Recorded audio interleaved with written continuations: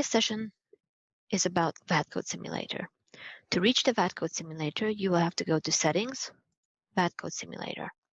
Here, you will be able to choose your company, the date on which you want to see if that VAT code was valid and where it was mapped. So it can happen that your start date is later and then the VAT code is not mapped anywhere, or it can happen that you put an end date to your VAT code and you choose a date after the end date.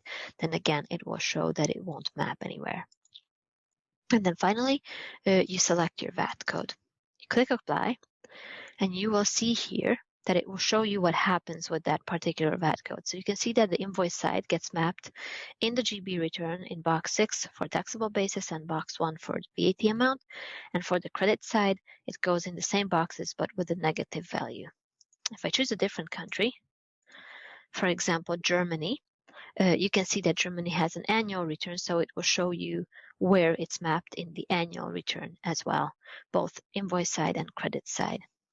If you choose a VAT code that refers to, for example, intra-committee transactions, then it will show you if it goes into the Intrastat report, or it should go. It's usually uploaded in a separate file, but it still shows that this VAT code is related to intra-committee transactions, and you will also see that it will appear in the EC sales listing.